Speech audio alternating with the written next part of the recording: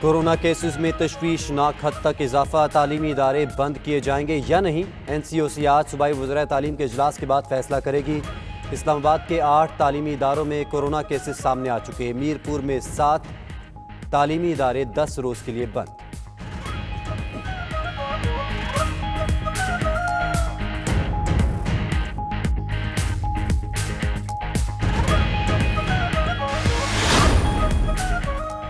ملک کے مختلف علاقوں میں بارشوں اور برفباری کا نیا سلسلہ شروع، فیصل آباد سمیت پنجاب کے کئی شہروں میں بوندا باندی۔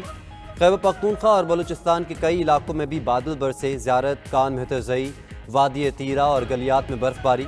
میدانی علاقوں میں پھر سے دھند، موٹر وے کے کئی سیکشنز بھاری ٹریفک کے لیے بند۔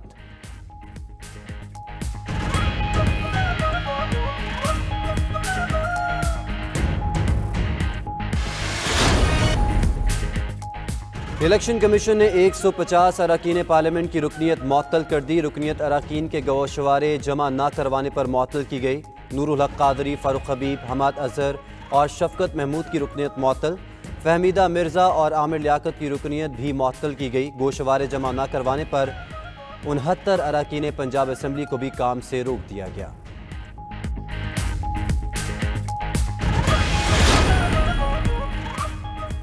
سندھ اسمبلی کے باہر بلدیاتی قانون کے خلاف جماعت اسلامی کے دھرنے کو 18 روز مکمل۔ امیر جماعت اسلامی حافظ نعیم الرحمان کہتے ہیں عملی اقدامات تک دھرنا جاری رہے گا۔ 2 گھنٹوں کا علامتی دھرنا دینے والے آدھے گھنٹے میں دھرنے دے کر چلے گئے۔ خوف زدہ حکمران اپنی پارٹی کو بھی بااختیار نہیں بنانا چاہتے۔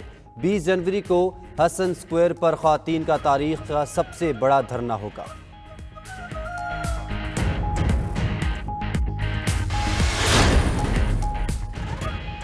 یورپین سٹاک مارکیٹس میں تیزی کا رجحان۔ خبر ایجنسی کے مطابق برطانوی سٹاک مارکیٹ کے F T S E index میں 68.28 پوائنٹس کی کمی۔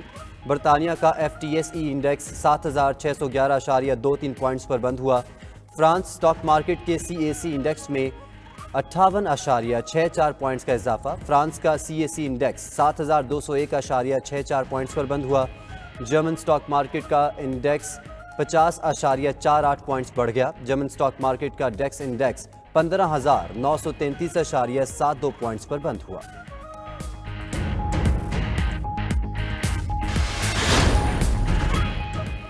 ترکی میں کرپٹو کرنسیوں کی خرید و فروخت میں اضافہ۔ خبر ایجنسی کے مطابق عوام امریکی ڈالر کے بجائے کرپٹو کرنسیوں میں بچتیں جمع کرنے لگے۔ استنبول میں پہلی کرپٹو ایکسچینج برانچ قائم۔ ورچوئل کرنسیوں میں نمایاں سرمایہ کاری۔ ایک سال میں ترک لیرہ کی ڈالر کے مقابلے میں قدر 40% تک گر گئی۔ یومیہ 10 لاکھ سے زائد افراد کرپٹو کرنسیوں کا لین دین کرتے ہیں۔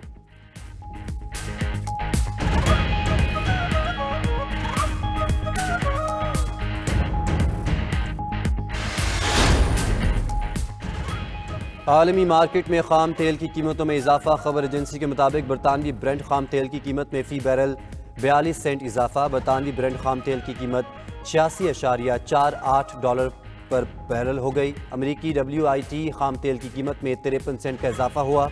امریکی WTI خام تیل کی قیمت 84.35 ڈالر فی بیرل پر پہنچ گئی۔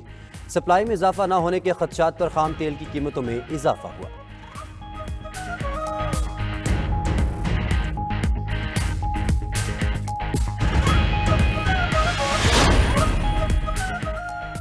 عالمی مارکیٹ میں سونے، چاندی اور پلاٹینم کی قیمتوں میں اضافہ۔ رپورٹ کے مطابق سونے کی فی اونس قیمت میں 1.70 ڈالر کا اضافہ۔ سونے کی فی اونس قیمت بڑھ کر 1818.20 ڈالر ہو گئی۔ چاندی کی فی اونس قیمت میں 0.12 سینٹ کا اضافہ۔ چاندی کی فی اونس قیمت بڑھ کر 23.04 ڈالر ہو گئی۔ پلاٹینم کی فی اونس قیمت میں 1.49 ڈالر کا اضافہ ہوا۔ پلاٹینم کی فی اونس قیمت بڑھ کر 976.02 ڈالر پر پہنچ گئی۔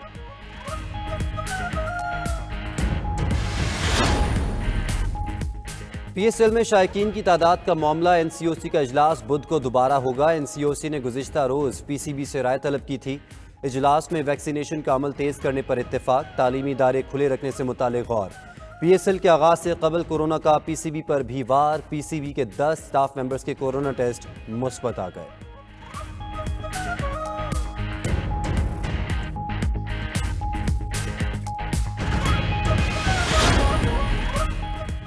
بچوں کی ٹیموں میں بابے انڈر 13 اور انڈر 16 ٹورنامنٹ معطل، زائد العمر کھلاڑیوں کی شرکت پر پاکستان کرکٹ بورڈ کا بڑا فیصلہ۔ انڈر 13 اور انڈر 16 کرکٹ ٹورنامنٹس کراچی اور ملتان میں جاری تھے۔ ٹورنامنٹ میں شریک تمام کھلاڑیوں کی بون ایج ٹیسٹنگ کا تیسرا راؤنڈ کروانے کا فیصلہ۔ نئی ٹیمز کی تشکیل کے بعد ٹورنامنٹس اگلے ہفتے سے دوبارہ شروع ہوں گے۔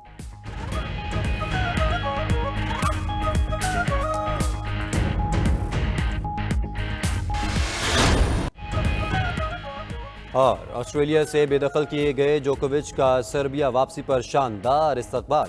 آسٹریلیا نے کورونا ویکسین پروٹوکول کی خلاف ورزی پر جوکووچ کا ویزا منسوخ کر دیا تھا۔ سال کے پہلے گرینڈ سلیم آسٹریلین اوپن کا دفاعی چیمپئن جوکووچ کے بغیر آغاز۔ نواک جوکووچ ٹویٹر پر ٹاپ ٹرینڈ بن گئے۔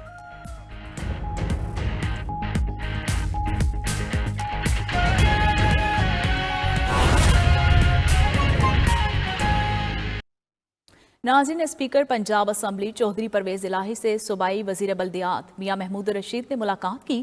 ملکی سیاسی و معاشی صورتحال، حکومتی اتحاد اور موجودہ لوکل گورنمنٹ بل پر تبادلہ خیال کیا گیا۔ لاہور سے میاں شاہد ندیم کی رپورٹ دیکھیے۔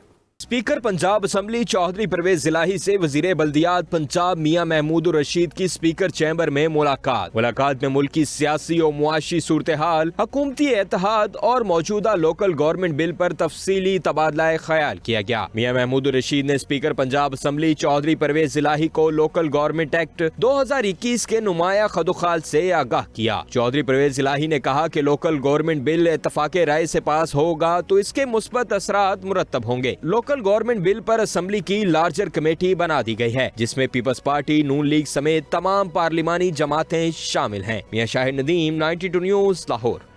ملکی معیشت کے حوالے سے بات کریں تو گلوبل اکنامک آؤٹ لک کی رپورٹ نے ملکی معیشت کے حوالے سے تشویش بڑھا دی۔ ماہر اقتصادی امور فاروق سلیم کا کہنا ہے کہ حالات یوں ہی رہے تو ملک کی آدھی آبادی خط غربت سے نیچے چلی جائے گی۔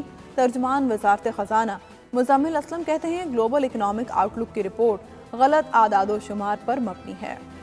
پاکستان کی اقتصادی صورتحال پر گلوبل اکنامک آؤٹ لک کی رپورٹ تشویش کی نئی لہر دوڑا گئی ہے۔ ماہر معیشت ڈاکٹر فاروق سلیم کا کہنا ہے کہ مہنگائی بہت تیزی سے بڑھ رہی ہے، مگر اس حساب سے عام آدمی کی آمدنی میں اضافہ نہیں ہو رہا۔ مہنگائی کا جو گھوڑا ہے وہ جس رفتار سے دوڑ رہا ہے، خدشہ اس چیز کا ہے کہ ایک بہت بڑی جو پرسنٹیج ہے آبادی کی وہ شرح غربت سے گر جائے گی۔